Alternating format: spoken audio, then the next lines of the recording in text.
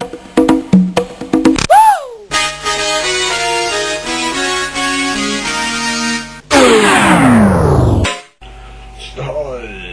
this is backward engineering or reverse engineering for all you that like the correct terminology. And it fits into capitalism quite nicely. It's a little bit like Moore's Law. So we invented the computer chip a couple of 100 years ago. It was made, then they backward engineered it.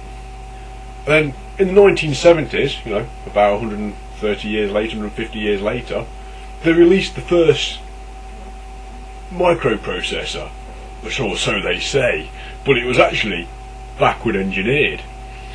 Really, we've had Googleplex gigahertz processors for centuries. There's no doubt, it's obvious, we've just been backward engineering it because of capitalism. Because let's face it, if you think of a computer processor, you're not going to build something crap first, are you? You're going to build the best thing you can build, aren't you? Yeah? So, if you built the best thing that is possible to be built first, you're never going to be able to upgrade it. Thus, in capitalism, you're never going to be able to make any money. So what they do is, they backward engineer it. They make it worse.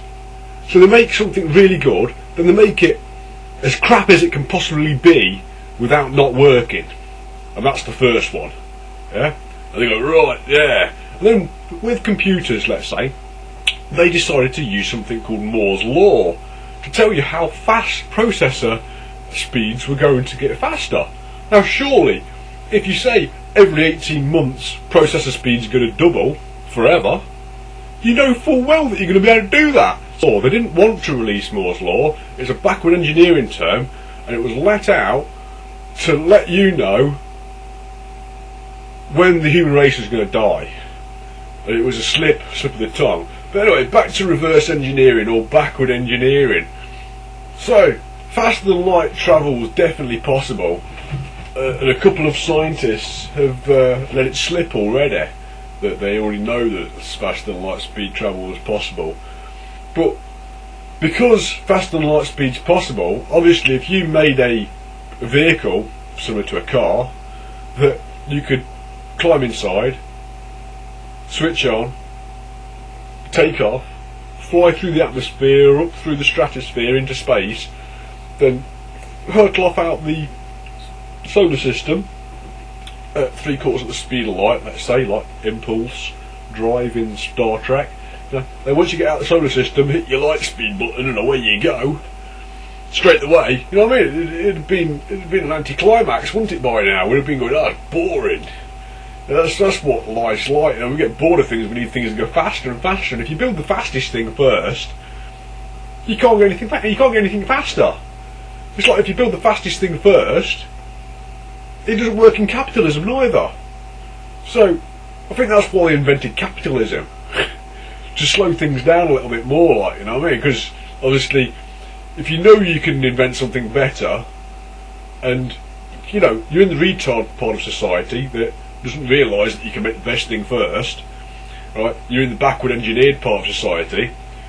If there's no capitalism, then you can just go ahead and build it because money has no object, right? But they brought capitalism in to stop speedy progression and to adhere to things like Moore's Law. So you have to adhere to Moore's Law, and if someone's exceeding Moore's Law in any part of society, then they'll start a war, or they'll make a company go bankrupt, or whatever it is they do.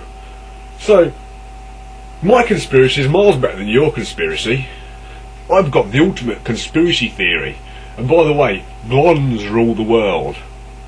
It's obvious, even Hitler told you that, with the master race. We are your masters. So, learn. I know everything. I know how to do everything, and everything I can do. I suppose you could call me a jack of all trades. Unfortunately my name isn't Jack, but the quote goes along, jack of all trades, I can do everything. I do everything, yeah, I can do everything. Nah. Come and ask me, I'm Mr. Knowledge. It's fantastic, but it's deemed too good. So what we do is we reverse engineer it, or backward engineer it.